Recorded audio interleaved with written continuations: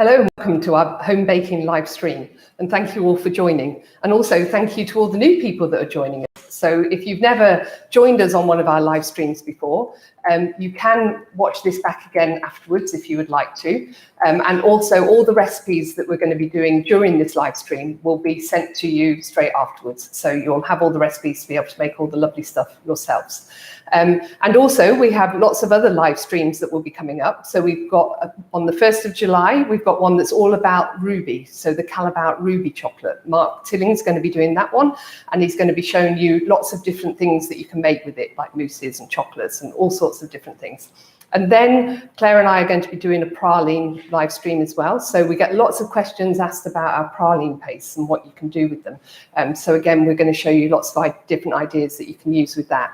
And then we've also get lots of questions about equipment all the time. So what kind of equipment do we use? Where do we buy it from? How do we use it? And all that kind of thing. So we're going to do one that's going to look at all the equipment that you would need to use if you wanted to start up doing chocolates at home or wanting to start up a chocolate business. So we'll be looking at that. And then we've also got one on moulded chocolates in August as well. So lots of lovely live streams to come up. But today it's all about the home baking, and it's about our home baking range. So Calabout has always had chocolate that we've used in hotel kitchens and restaurants and things like that. But now they've come out with these beautiful smaller packets, which is great for your home baking. So all the 5 colours of Calabouts are in these little 400-gram bags now. They're very cute, we think. And then also we have 1 kilo bags as well. And so we have the couverture chocolate in the 1 kilo or the 400-gram bags. And then we also have bake stable chocolate. So chocolate that we would use in our cookies or puddings or anything that's going to go in the oven. So we also have our bake stable chocolates there in kilo bags. So really handy and a great size for putting into the cupboard. And all of these things we can buy from the Lemon Vanilla website. So they have a great range of home baking ingredients that we can use for our cookies, our desserts, our puddings, and all that kind of stuff. So what we're going to do today. So the first thing we're going to start off with is a chocolate fondant or a melt in the middle pudding. You know, you see them, I won't say that big brand that does that lovely advert where you have a pudding and as you put your spoon into it, there's a lovely liquid centre. Now they're so easy to do. So we're going to show you that one first of all, because it's one of my favourites, because you can have it in the fridge or the freezer ready-made before you do your dinner party. So it's something that you could do a couple of days before, and then on the day you don't have to think about it until you need to put it in the oven. They're really great. So what do we need to do? So we need to weigh up our eggs, egg yolks and sugar. And then we're going to whisk it on the machine or with a hand whisk if you need to. But what you're looking for is to get it nice and fluffy. So if Claire does a top down of this one, you can see there that, you know, when I whisked it up, it leaves a trail.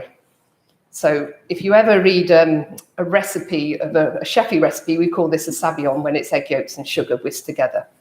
So what I'm going to do, I've whisked that up and I've also melted my chocolate and my butter together.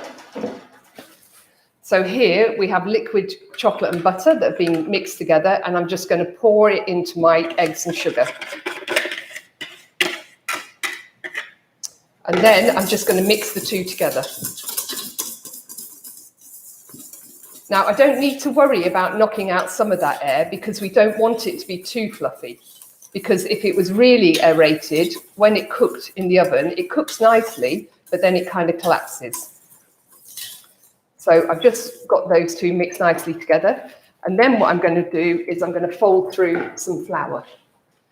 So again, I've sieved the flour, pre-sieved it, and I'm just going to fold it in. So you see, I'm using a whisk and not a spatula as well, because every time I stir that and I let that mix fall through, it's given me lots of, imagine if I was individually stirring it, I would be knocking a lot more air out. So with this, I keep the lightness. So I'm just going round until it's all mixed in together. And that's it. Now, I can't get it right. So I would leave that mix for about 20 minutes, half an hour in the bowl before I put it into a piping bag.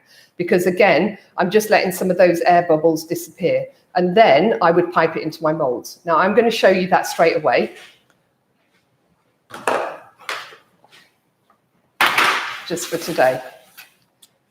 So rather than just spoon it in, which gets very messy, we like to use piping bags. So when you get a piping bag, pull it over the back of your hand so that it's nice and secure, and then you can pour the mix in.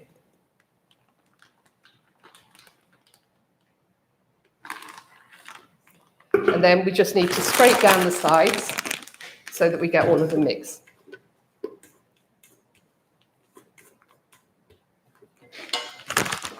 Now I'm going to cook these, so I'm going to put them in the oven when we cook them at 180.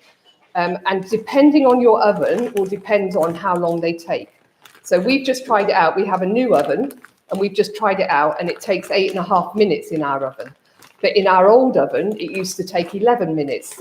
So whenever you do this for the first time, just take one of them and actually have a go and see how long it takes to put in your oven. And what we're looking for is that the outside of them is cooked and solid, but in the center, you've just got a little bit that's still a bit wobbly, because that's the bit that you want to leave liquid. So when you cut into it, it all oozes out and looks really lovely. So I've just twisted the bag, and then I'm going to cut the end off. Now, again, don't cut a massive hole here, because otherwise it becomes really hard to handle. So I'm just going to cut the top off. Now you want to know where that little bit goes, because you don't want it falling into your puddings or anything. So what have I done here? I've actually got some rings, stainless steel rings here, which I've lined with greaseproof paper. Now don't worry if you don't have any rings. If you have the ramekins, you know, the pottery ramekins, you can pipe the mix into the ramekins and use it just the same. But I find these are really nice because they're very easy to take off and then serve. And then another top tip is don't put it onto one solid piece of paper. Cut smaller pieces of paper so that when you take it off that tray, it's easy to take off. Okay, so I'm just going to pipe in the mix. I'm only going about 3/4 of the way up the mold.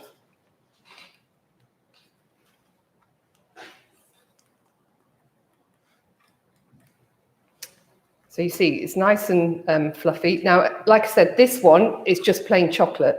But if I wanted to flavour it, I could have done a chocolate and orange or a chocolate and lime. That would be really nice. Or you could have added cinnamon into it, or a flavouring of some sort. And then if you wanted to add other flavours in, actually what you're looking for is you do that in the sauce or the ice cream or whatever it is you serve with it. Okay, so I would then leave these in the fridge to set. And like I say, I would just gently cover them if I was going to leave them for a couple of days. If it was going to be, say my dinner party was on Saturday night, I could make them today and then just put them into the fridge. Or into the freezer.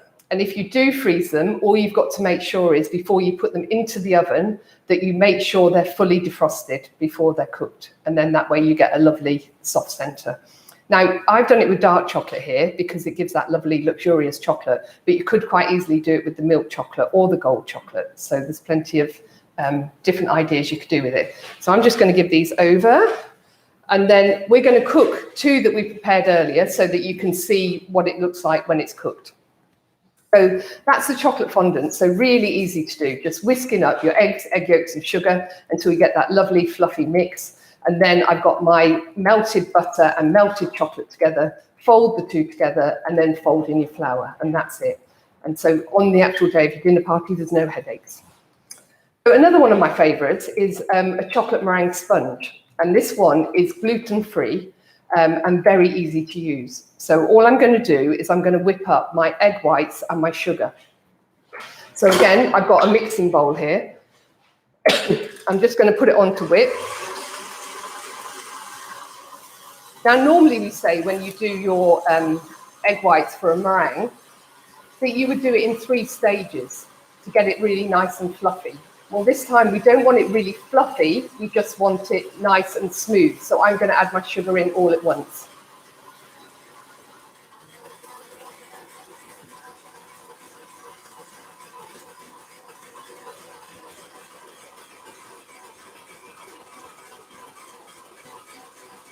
You see, I'm just gently reining in the sugar.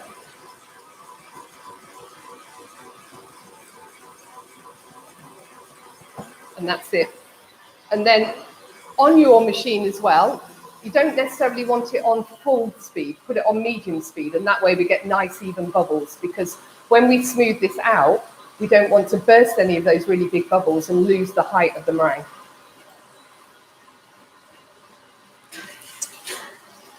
So in there was egg whites and sugar.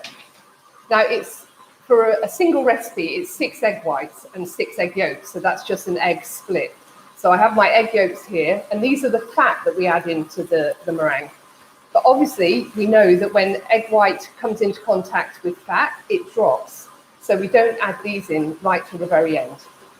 And then the other thing we're adding in is we have this lovely Van Houten cocoa powder. So it's a really deep brown colour, lovely brown colour. So that's going to give us a nice deep colour to our sponge as well. And with this, what I really like about it is I can make the sponge again, and I can put it into the freezer. And then when I wanted to do a roulade or make a birthday cake or anything like that, it's ready to go. So again, it's another one of those things that you can do in advance, because the more you can get done beforehand, it takes the stress out of the day. So my egg whites just need a little bit more whisking. And then I've got a sheet of greaseproof paper again on my tray, and I'm going to use a step palette knife. Now, we often have flat palette knives, but they're really difficult for smoothing sponge onto trays. So if you can get yourself one of these, they're useful for so many different things. And you can also get little ones that we really like as well. So just a little bit longer. And then once we've made these roulades, what I'm actually going to fill it with is a white chocolate mousse. Now again, we have these beautiful mousse powders that all you have to do with this is add milk. So we would take the mousse powder and we would pour in skimmed milk and whisk it for 5 minutes, and you have a beautiful chocolate mousse that nobody would know you didn't make it, because it's made with real chocolate, so the flavour is incredible. So we're going to use that as well. Okay, just a little bit more. And again, I'm going to use a whisk to fold this in.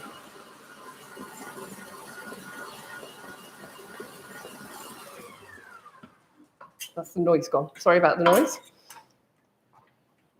So I just take my whisk off, and can you see I've got a lovely shiny meringue. You see how lovely and smooth that is and shiny, and that's what we're looking for. If it was really broken, you'd whisk the egg whites up before adding the sugar. What would happen there was when you folded in your cocoa powder, you would still see all those broken bits. So that's why it's really good to add the sugar in first thing. Just going to give it a tap.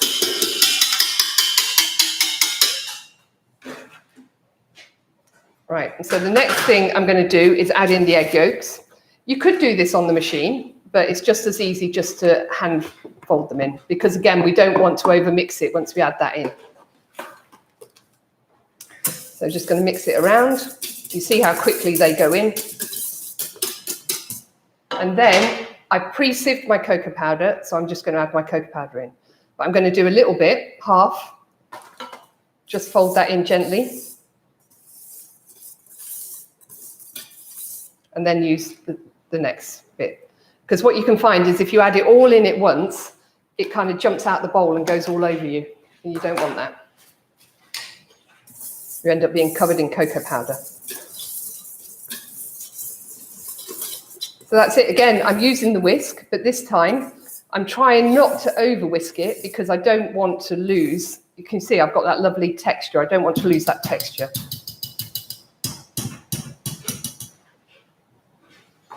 And then I'm just going to go with my Maurice just round the edge to make sure at the bottom there, I've got all of the egg white mixed in, which I have.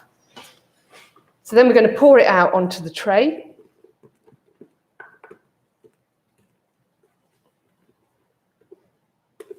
And you wouldn't believe this is going to turn into a sponge, would you? Because basically it's a meringue with egg yolks and then cocoa powder. So like we said, there's no flour in here, so it makes it gluten-free, but it also gives it a lovely texture as well.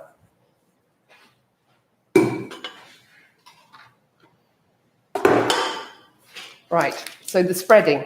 So when we spread, we don't want to go flat down onto it. We want to do it on an angle, because that way I can move the sponge without squashing out too many of the air bubbles. So I'm just going to move it towards the edge. Now, I'm doing it on this big tray here, but this would make 2 trays that go into your oven at home.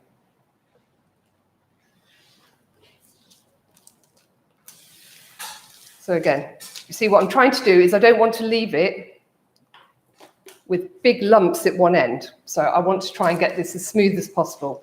So again, I'm just going on the angle and I'm just going to push this along. Because again, I don't want to push out all that air, but I want it to be nice and smooth. So that's it. That's as far as I'm going. You want it to be about 1 centimetre in height. And then it's going to go into the oven.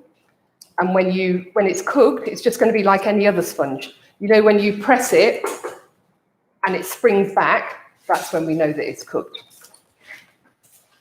So thank you very much.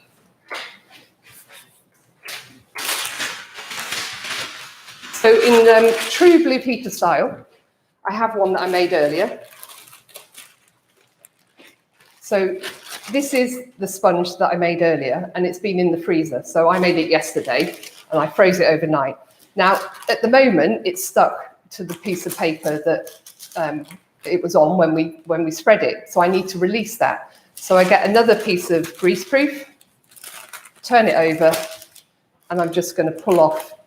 Just keep it nice and low when you're pulling off the back piece of paper there. And you can see that we've got a lovely spongy texture.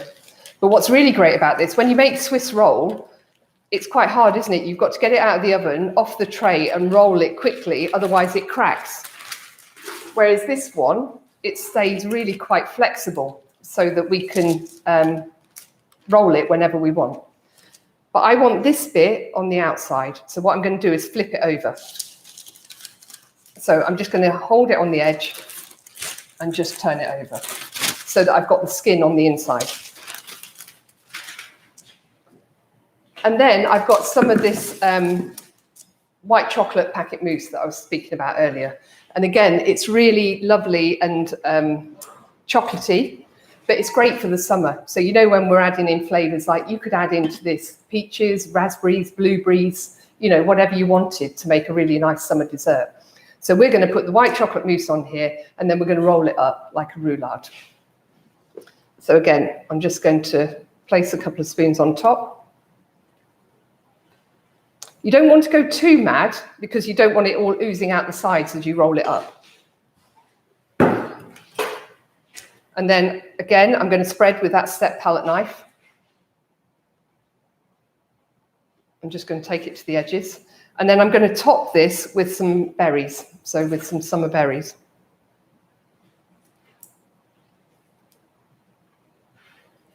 So we've got this mousse powder in the milk white and the dark, so you could choose any flavour you wanted. And also, I said that we used milk to add into it to whip it up. Especially with the white chocolate, you could change that for some of the fruit puree. So you could put a raspberry puree in, take some of the milk out and put some raspberry puree in to make a white chocolate and raspberry mousse, or white chocolate and passion fruit. Now, the fondants have just come out of the oven, so I'm just going to stop this for a second and bring my plate down.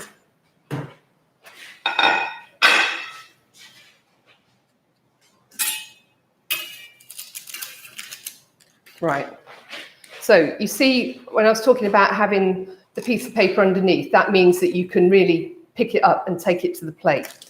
Now, these metal rings are hot, so don't burn yourself. But what you need to do is just release, she says, the metal ring, take it off, and then, where are we going to show this, Claire? Let's go top down. So then you've got the piece of paper around the edge, so we need to release that piece of paper from around the edge. And then with that paper still, I can pick it up and take it to my plate. So I'm just going to pick it up, move it over to the plate, and then I can just place it down. So again, you can do this for big parties if you've got enough rings. And that goes really well with orange. So, you know, I'm just going to serve it with a little bit of orange syrup and fresh oranges, because we know chocolate and orange is absolutely beautiful together.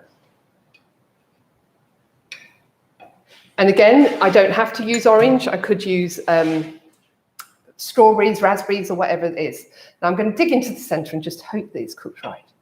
Yeah, look at that. So you've got that lovely oozy chocolate center and a nice sponge around the outside. I mean, what's better than a dinner party dessert that you can cook a couple of days ahead that still gives that amazing finish on the day? So there we go. I don't know who's going to be the lucky person to eat that, but I'm not eating it right now. It looks lush, Julie. Brilliant. So back to my roulade. Julie, I have a question on the sponge. Yep. I've got there. So the flexibility of the sponge. Yeah. Is it due to the fat content or the absence of gluten? It's due to the fat content of the egg yolks and a bit the absence of gluten, because we haven't actually got the structure of the gluten in there, have we? But we have got the protein. So we've got the protein in the egg white and the egg yolk. And then we have got the dry body of the cocoa powder. So that's giving us the dryness that we need to give it the texture. But it's actually the coagulation of the egg, which is actually set in this sponge. So that's why it's really great to use. And like you say, we've done, we often have to go to trade shows and things like that, where we've often shown this sponge. And we were at one where they were doing a gluten-free competition. And we were sat there watching all the gluten-free sponges arriving. And then we showed the lady one of ours and she said, "Oh my God, you should have entered that. You would have won." So there you go. If you're going into any bakery competitions, that's the one. You can steal our recipes, it's okay. Yeah, we'll let you. Right, so as you can see, I can add, like I say, all sorts of different things into here. If I didn't want to add the fruits, I could be adding a praline. I could have done a praline cream. Claire's going to speak about that in a minute. So all my fruits on there. And then what I need to do is roll this up.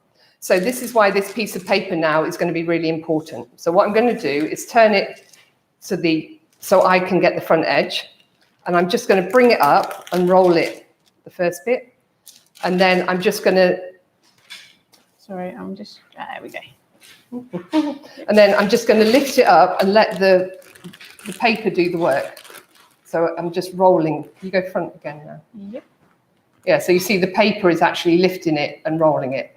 And then we're just going straight over the top. And then I'm going to turn it round. Now this is the trick. So then we need a ruler or something straight. And what you do is, you can see we've got the top piece of paper over. I'm going to put the ruler in and then just press gently. And can you see how that's given us a lovely round shape now? So that then gives me a nice firm with no big air bubbles, but it gives me a lovely round roulade shape, which I'm then going to roll up. And again, depending when I need it for, that could go into the fridge and be served tonight, or it can go into the freezer again. And it could be something that's ready made, and all you've got to do is glaze it on the day. So that's the roulade. And so I'm going to show you the glazing.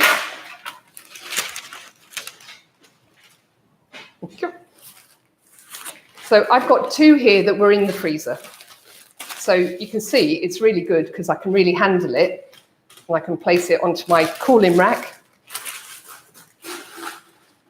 And I've also got another one that I did with a milk chocolate mousse, but this time I made it smaller. So can you see that one? That one was just with a milk chocolate mousse, and because I didn't have as much fruit and stuff in there, I added less mousse on top. So it gave me more of an afternoon tea size. So, you know, if I was having friends around for morning coffee or, you know, an afternoon cup of tea or something, that's a much better size for that. So when we glaze them, we put them onto a cooling rack and then have a tray underneath. But to make the glaze, all I've got is I've got sugar, I haven't got sugar, I've got glucose, which I've already got in my pan. I don't know whether you can see it, there's some glucose there. And I've got some cream. And then I've got some butter and some chocolate. And what I'm going to do is heat this up.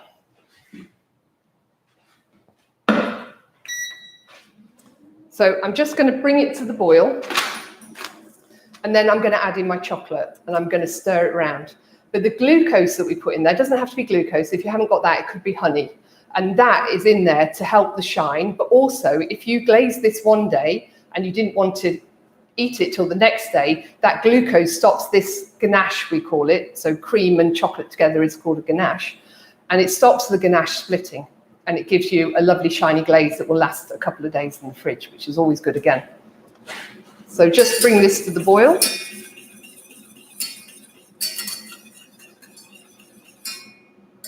Let it heat up a little bit more. And then I'm going to add in my chocolate and my butter. And I also have one I made earlier. So that one I'm just going to put in the microwave for a second. So again, you can make this glaze up in advance.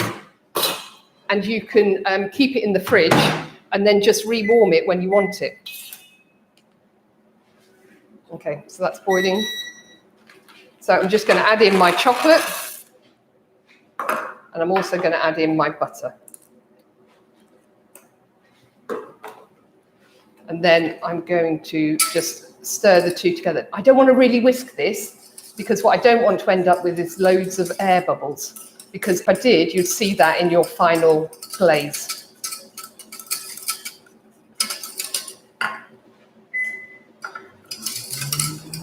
So you can see it's all just melting in together and giving you that lovely, luxurious chocolate effect. Right, I'm just stopping because they're bringing in the sponge. Thank you. So with the sponge, like I said, it's had 8 minutes in the oven. And when I press it, we go top of it. Sorry. So when I press it, I'm looking to see whether it comes back up, which it is doing, because you don't want to overcook this. So as soon as this is cooked, I've still got the heat of the tray, haven't I, here? So that's going to carry on cooking my sponge, which I don't want to do. So as soon as it's finished cooking, take it off the tray and put it straight onto your kitchen pot. Because that's what happens often, again, with any sponges that you cook, especially when you cook thin layers of sponge.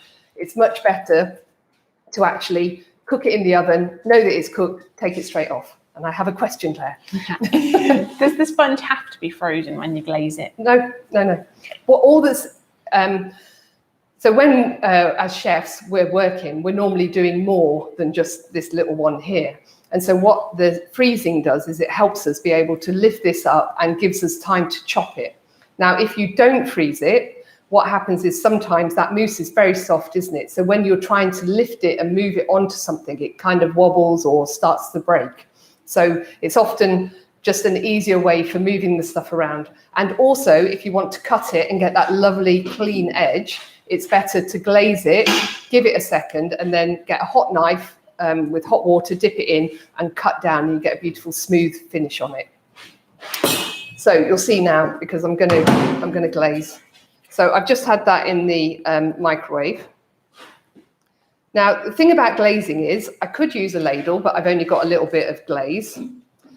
But what I'm trying to do is I want to cover the whole lot. So I don't want to go quickly across it, because what you end up with is just little dribbles. You want to let the glaze fall down the sides. So I'm going to pour it from this. I'll go on the front one so people can see. So you see, I'm just going to slowly go along and let it dribble down. And then if you find any gaps, no, can't see any, that's fine.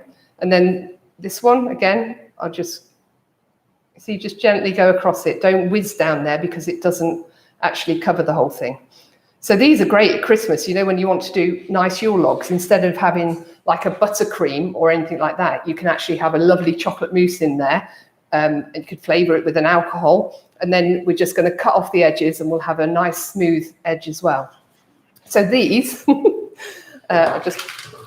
these I would let set. So I'd let them stay on there for a second and then I would move them. So again, if I'm going to cut them, I would move them onto a chopping board and then I would cut them and place them on my plate. But if I wasn't going to, and I just wanted to serve it straight like this, I would cut the edges off, you know, cut the edge either side. So you get the nice swirl that you can see. And I was going to say something else. Oh, yes. So all the glaze that's fallen through onto the bottom tray there, I can use again. So if I took that, my palette knife, scraped it off, put it back into my pot, stored that in the fridge, I could use it again. So, you don't have to get rid of it. So when I'm releasing it, I'm just going to go underneath. And you see, because it's frozen, it's really easy to pick up. And then I can just move it to where I want really easily. Okay, question, Claire. So Helen has asked, what about the toothpick test to test the cooking when making sponges? Oh, okay.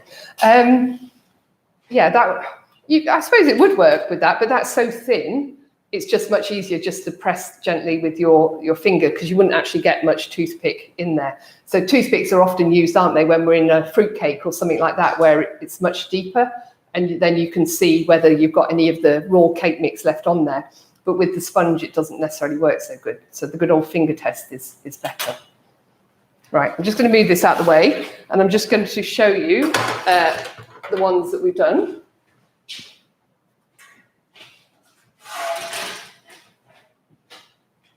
So you see, this one was the chocolate mousse that we did, the milk chocolate mousse, and then rolled it up. And then all I've done to decorate this one is I've just done some zigzag of chocolate over the top. We call that spinning over the top of the roulade.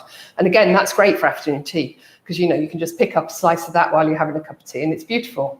But this one, the roulade, I've done that one more as a dessert. So this one's been decorated with the crisp pearls. So we have all of these beautiful colours of crisp pearls. So you have like the 5 colours of Calabaut again in all of the crisp pearls. And what these are they're a cereal that's covered in chocolate. So it's got a lovely crunchy section in the middle to it as well. And then I've just sprinkled these on top of my dessert, and I've now hid my dessert as well. I've just moved them to the side.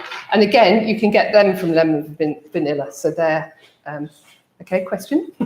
How much life would you get on the roulade keeping it chilled? About 3 days. So it's always about your cream, because, like the shelf life of your cream, because that's the thing that's in there that's got the least shelf life. And when we're doing shelf life, that's what it's about, which thing is going to go off first in something that I've made. So I would always go on the cream that you've got. So with this one, it's got that lovely fruit compote in the centre, and I've also got a raspberry compote to serve with it on the side. So again, this was just raspberries, and I've got a little bit of raspberry sauce there as well, raspberry coulis we call it, and that is just great to eat with it, because then, it's a beautiful summer dessert. And you could also serve ice cream with it, but it looks really pretty with all the crisp pearls on top. So this summer, your barbecues and dinner parties, it's going to be really easy. You can make all this stuff in advance, so you're not going to be stressing on the day about dessert.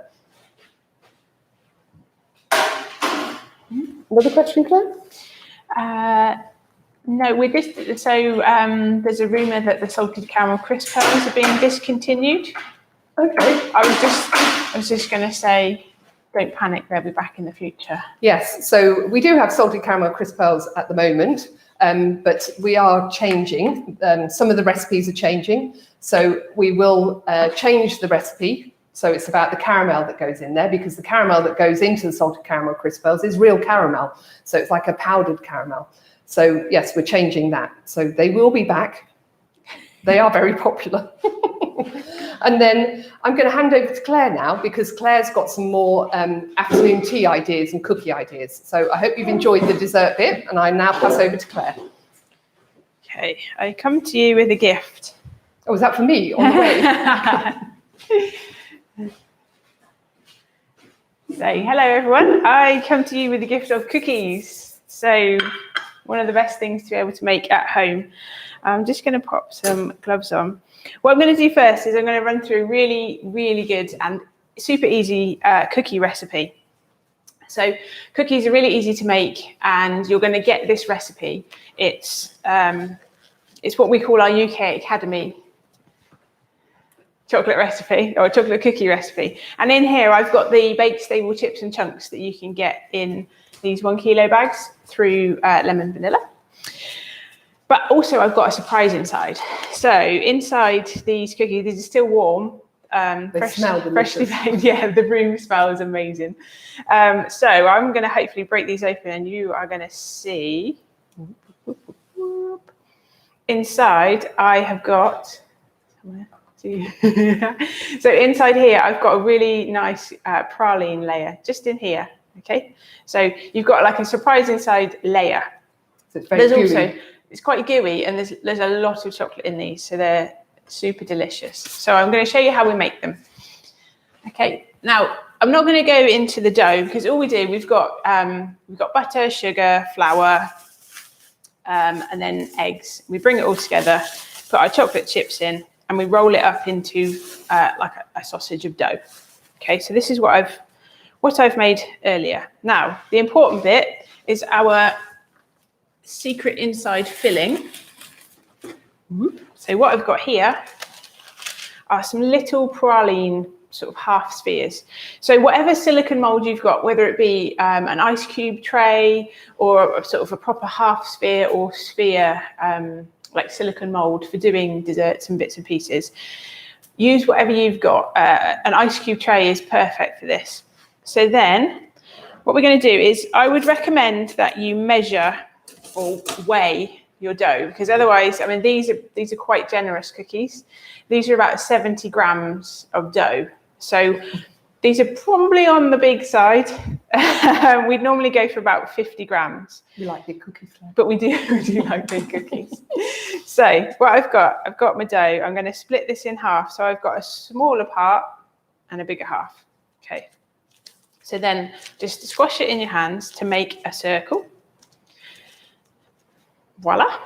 And then we take our half sphere of praline. Now the praline, what we've got here is we've got dark chocolate mixed with the Calabat hazelnut praline. Okay, so it's just a nice little half sphere, weighs about 10 grams. So in there you've got 50 grams of melted chocolate and then 100 grams of the hazelnut Calabat praline. So I pop that on there, and then I'm going to do the same with this bit of dough. Just squash it to form a little circle, and then we're just going to pop it on the top and move it down. Okay, and then we take the bottom bit and then we're just squidging together. This is a very technical term, obviously, squidging. And then we're just going to, so I get a rough ball, just give it a roll. And what that's doing is that's just closing that seam between the top and the bottom. Okay, and then all we do is we've got our nice ball that will go onto a tray in the oven. Let's just do another one. And they take 12 minutes to cook roughly. But again, like Julie said, with the fondant, it's best to either do a test or just to really keep an eye on them. So I'd keep an eye on them from about 8 or 9 minutes. What you want is a nice golden colour. These are actually possibly a tiny little bit overcooked. We need a cough button. Yeah, so these are like really gooey, indulgent cookies. So could we do it with anything else, Claire? Like, yeah, you can put caramel. You can put some of the. You can actually put some of the like chips in there. So you can actually just put the pure chocolate chips into the middle. Put a little cluster of them. I'd say about 10, 15 grams, 20 if you're feeling really, really indulgent. And then yeah, just keep them all in like a ball in the middle. And then when you cook the cookie and open it up, you'll have like a pure chocolate centre. We're all about the melting middle today, Julie. Yeah, we are, aren't we? I didn't realise that. No. Okay, so that's that. And then we're going to cook those, cook them off for 10 to 12 minutes till they're nice golden brown. And then you've got beautiful cookies with a lovely soft, gooey centre. So it's a way to elevate your cookie experience, which is what we love to do. So that is number one. Okay, there's quite a few to get through. So let's go for it. We need somebody around later, Claire, to eat it all, don't we? Oh, really? Honestly, we need volunteers to eat this because we cannot get through it all, and our families are getting a little bit tired now. So the next thing I'm going to show you is a chocolate tiffin. Now, tiffin it's super simple to make, but you know when you've got a good tiffin, okay, and you know when you've got a bad tiffin. And basically, in my opinion, it's to do with the amount of fat and stuff in there. So I'm going to show you, I'm just going to have to warm that a little. This is like our sort of leftover tiffin. So what I've got in here is biscuits, broken up digestives, raisins, and we've got some caramelized hazelnuts. So these were left over from another project, but we don't like throwing stuff away, so we like to reuse them. So these are perfect for this. So whatever you've got lurking around, that you haven't got enough of to make something else, but you've got too many to eat or anything like that. Whatever you've got left over, so fruit, nuts, biscuits, is perfect for tiffin. Okay, now I'm just going to show you, this is the end product. Sorry, everything's wrapped up. We were super prepared. Come on. So again, with tiffin, we can add all sorts of healthy stuff in there as well, can't we, Claire? Yeah, you can try and make it healthier. And you can have yes, you can. You can make it healthier with different ingredients. So this is a gold chocolate tiffin that we've got here. Okay, so you can see I've topped it with gold chocolate. Now, the reason some of you will say, why is it so dark? So I'll show you, that's the bottom, there's the top, there's the cut through, it looks yummy. Okay, so now if I just run quickly through the ingredients in there, I'll show you this. This is like my base. So in here, we've got golden syrup, we've got butter, and we've got chocolate. Now, in the gold one, I used gold chocolate, butter, and date syrup because we didn't have any golden syrup. But date syrup works, agave works. So if you want to change it up like that, honey, anything like that is fantastic. Okay, so this is the gold version. To swap it over and do a ruby version, you just change the chocolate. It's that simple. So I'm just going to warm up the base. All we do is melt the butter, the syrup, and the chocolate together to make a kind of a ganache. So a kind of ganache. Now, I do have to say, oh, hello, come on. Go, right. I do have to say, because this has got quite a lot of fat with the butter and the chocolate, it can split a bit. If that happens, just add like a teaspoon of water and just keep stirring. It will come back, I promise. But if the fat starts to separate a little, just add a tiny bit of water and keep stirring. Now, in your recipe, it says 85 grams of butter. And so you should be absolutely fine. But when I was testing it, it's quite warm now. It did have a tendency to be a little bit splitty, but don't panic, it will come back. So this is my melted butter, golden syrup, and ruby chocolate. So all I'm going to do is pour that over my fruit and biscuit. Now, also what I would say is don't heat your liquid ingredients too hot. So I'm on the verge of being a bit hot here. What being too hot will mean is that your fat is more likely to come out. I think there's a question, Julie. There is, for discussion. Okay, let's go for it. Helen says, some people say that cookies need to be baked on a metal tray and not a silicone one as it expands. What's your take on that, please?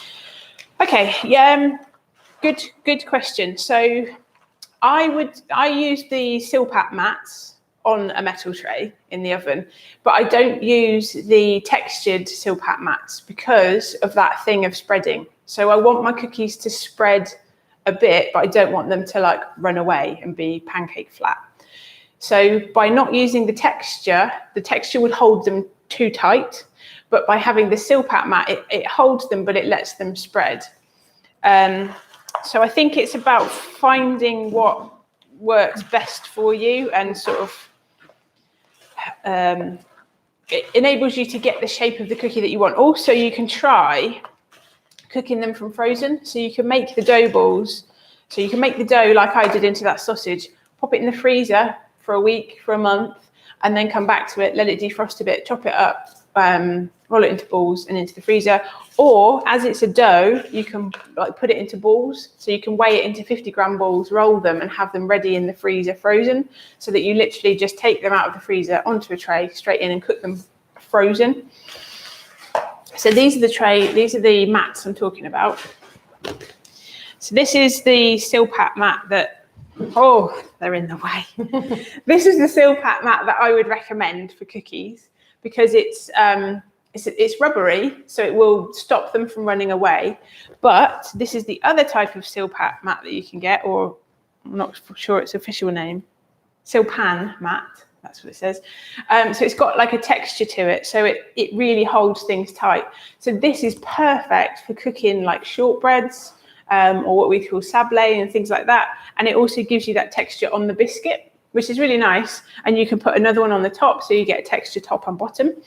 But yeah, experiment with things like that. Like at home, if you're using like tin foil, would probably let it run away, whereas silicone paper might give it a bit more of a break and hold it in place. It's finding things that we also like the silicone round mats, don't we, that have actually got like a cookie shape in them.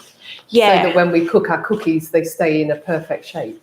Yeah. And then they're quite good for adding things on top as well. You can even cook them in like the muffin sort of, not the cases, but like the sort of silicone muffin mats. Even though they're deep, you don't do a muffin size. I mean, you could. You don't do a muffin size cookie, but you can put the cookie dough into the bottom and then keep it round, and they cook really nicely in there. Okay, so I've mixed that all together. So you can see I've got a nice pink mixture of biscuit and nuts and fruit in here. Okay, and then all I'm going to do is just go into one of these. So we work in quite a big scale, but I've got my Silpat mat, and then we've got a metal square frame. That's the word, frame. You can use anything for this. So your sort of standard baking mat, like the silicone sort of baking mat, you can go into like the loaf tins, whatever you've got, because we don't need to bake this. This is no bake. So we just need to put it into something to set.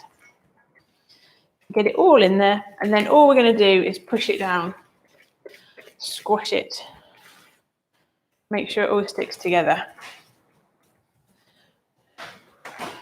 So make sure you get right to the edges, because what you don't want to do is have any loose bits. So because we've got lots of different shapes and sizes of biscuity chunks, we just want to squash it all in, because it's the chocolate, golden syrup and butter that forms that sort of sauce or paste that then joins it all together and makes sure it sticks together. Okay, tiny bit of a workout for you. Make you earn those chocolatey calories. What size are the square tins? Are they 24 by 24? Yeah. Yeah, 24 centimetres by 24 centimetres. You can get all sorts though. Like as soon as you start to look for things like these, you'll start to find loads. They're everywhere and easily available. Okay, so that's it. Try and make it as flat or not as you want. It's entirely up to you. So that is your tiffin. We're going to put that into the fridge to let it set, and then I don't know, maybe 2 hours later you can cut it. Sometimes it might take a little bit longer, but it depends how cold your fridge is. We'd go into a sort of 5-degree normal standard fridge, and then a bit later on we'll be able to cut it. What I've done with these is just we've tempered the chocolate and put it on the top. So we've got a video on tempering, which Mark did a few months ago, which if you're interested in tempering, go back, have a look at that. We use microwave tempering all the time. Super simple, only takes 2 or 3 minutes. What we're doing is we're creating the chocolate so that it contracts and sets, and then we can cut it really nicely so you get this kind of effect on the top of your bake. So that is chocolate tiffin. Now we're going to go on to flapjack. Now this is a slightly... Sorry, just before you go on to that, Claire, can the golden syrup be replaced by honey? Yes. Honey, agave, date syrup, whatever you fancy. Any sort of sticky liquid, sugary fluid. It's fine. Okay, this is a slightly healthier version of flapjack. How slightly? That slightly. Very nice though. Yes, we taste tested it yesterday. Yeah, we tried it yesterday. A couple of times. So what I've got in here is brown sugar. I've got some chocolate. I've got some butter. This one we've made vegan so that we can enjoy it.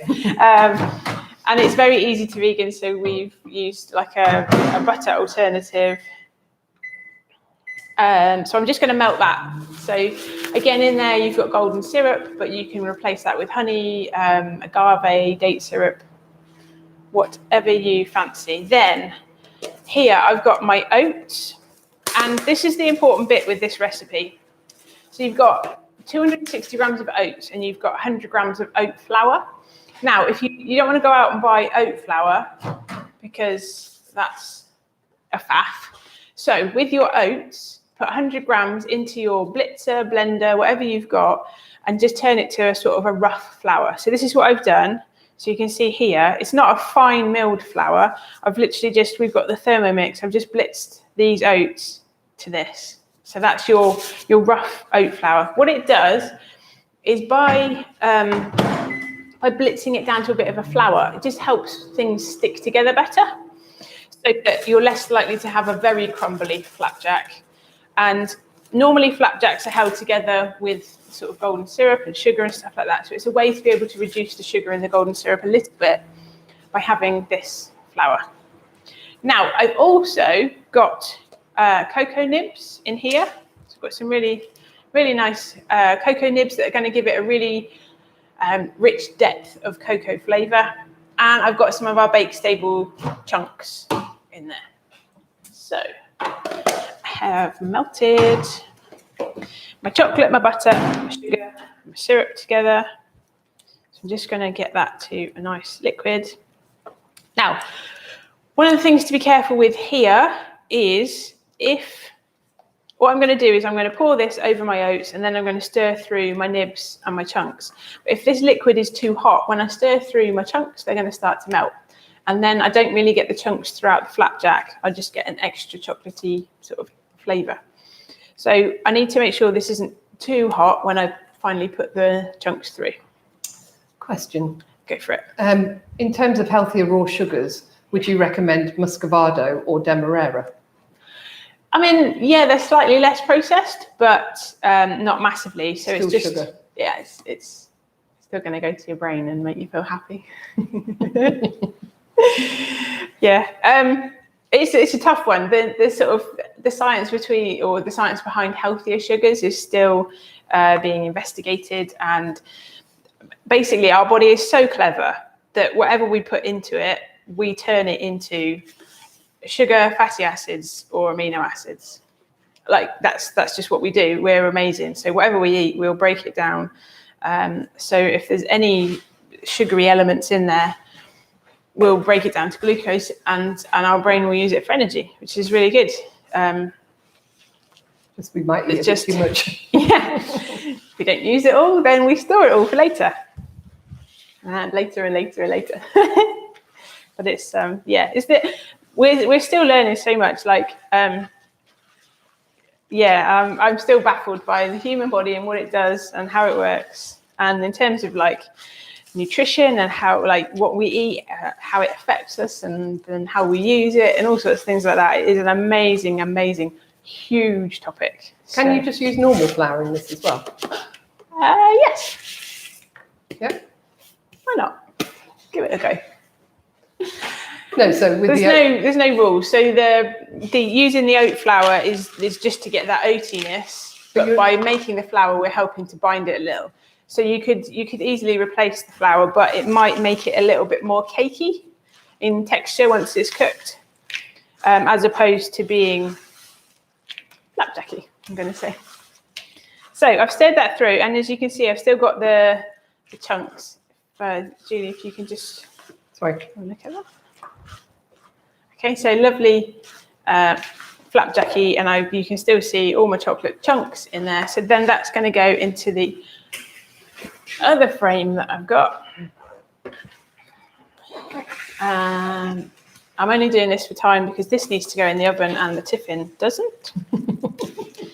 Don't bake your tiffin. Confusing everybody. I know, I'm sorry. Don't bake your tiffin. Although I don't know what would happen if you did. It would go very sticky and messy. Okay. It's not going to be the new next thing. No. If someone tries it and it's amazing, just tell me. Okay, so then we're going to spread that out, pop it in the oven. It's going to go in the oven for sort of 20 minutes, depending on the size of your flapjack. The smaller it is, the less time it will take to bake. And I would say just keep an eye on it, because we've got chocolate in there. It's going to go browner than you would expect. So pop that in there, and then I'm going to show you what we made earlier. and what we're going to eat in a few minutes. So this is it. Now it's great because you can turn it into tiny bites or nice big chunks. So come on, clean film. It's with gloves as well, isn't it? Yeah. Okay, so here you can see we've got nice tiny bites to share with the whole family, so that if you've got little kids, you don't want to give them too much sugar at once. You can have tiny bites, but then also you can have some nice big chunks. So this is great for anyone that's got coffee shop or anything like that. So you can see we've got a really delicious flapjack base with the cocoa nibs with the chocolate chunks. And then again, all I've done is tempered some of the 811 dark chocolate from our little bags, and then just move it across the top. Just give it a little ripple with your knife or a fork. Looks lovely. So perfect again for barbecues, gatherings, and all sorts of bits like that. Now I have one more thing to show you. And we just have one question. Lou is asking if you've got a good recipe for soft flapjack. I can find you one. Not a problem. It's just got more sugar and golden syrup in and things. The golden syrup will be fine. Yeah. So yeah, the reason that I came about with this recipe was where did I go? So I was reading the Yoto Motolengi book. Sweet, nice book, by the way. Lots of nice recipes and things. So he had an oat bar recipe, and he said about the importance of blitzing your flour and to put your oats together. It helps it stick. So I had that from that, and then there was like a bar, like an oaty bar that I tried. Looked at the recipe on the packet and thought, what if I bring the two together? And so, hey presto, we have a flapjack. Now, brownies. Everybody loves brownies. Everyone's got their own recipe for brownies. How can you make your brownie slightly different? The answer is Calabaut hazelnut praline. So you'll know that I like this quite a lot, to the point where we don't actually have a bucket of it anymore because I've eaten it all. So what we've got here is a hazelnut praline paste, and this is the brownie. You'll get the recipe for it, and all we're going to do is see, this is the praline paste. It's really lovely, runny gooey. So it's 50% nuts, 50% sugar. And then I've made the brownie. I haven't cooked it yet, but then to make your brownie slightly different, what we're going to do is, you'll see people do this with sort of peanut butter and things like that. But you can actually, I don't know if I'll be able to get this. Let me move something so you can see exactly what I'm doing. Now, this is quite an American thing called a pokey, because the Americans love to keep things simple. What you do is we get our piping bag, we actually push it into the dough and then pipe. So you get like a bulb. And what this will do is when we actually bake it and then cut it, you'll have a bit of like a hazelnut praline explosion. It's really nice, isn't it? We can do it with caramels as well, can't we? Yeah. So the Calabaut caramels are really nice. So it's just a way to make your brownie that bit different, a little bit of extra indulgence. So we just pop it through there. And then you can also just do a few swirls over the top because, you know, why not? Lovely hazelnutty brownie. That's going to cook off lovely. So that'll go into the oven, 180 degrees, about 20 minutes. You'll have a winning brownie recipe. And then Julie showed you Julie talked about the Calabaut mousse. I've used that on the brownie. So here is the finished brownie. We've just piped some of the chocolate mousse on the top. So you can see it holds its shape really well. So for a mousse from a packet, it's amazing. So this is the packet. We just whip it up with semi-skimmed milk, like Julie said, 5 minutes whisking. That's all it is. It's so simple. And then you can pipe it on top of your brownie. We've then sprinkled with the Calabaut crisp pearls and blossoms, chocolate curls, all available from Lemon Vanilla. And that is everything, I think. But Claire, we've got something very exciting to do at the end. We do. Now, we held a, what did we hold? What's it officially? Competition?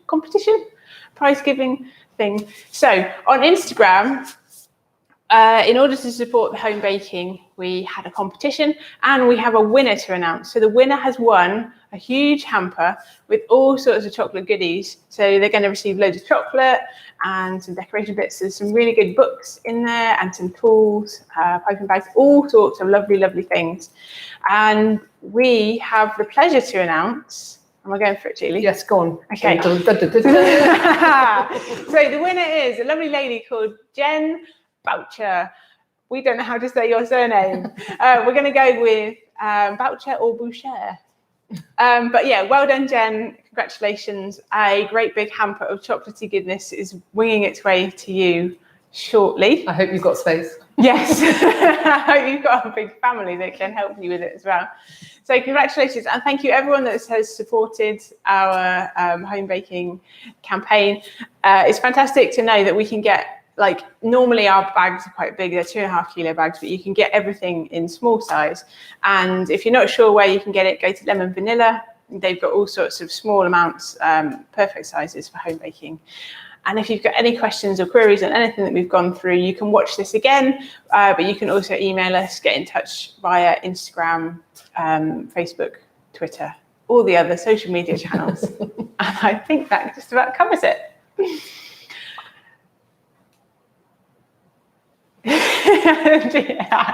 We'll see you again soon. Yes, Take care. Bye.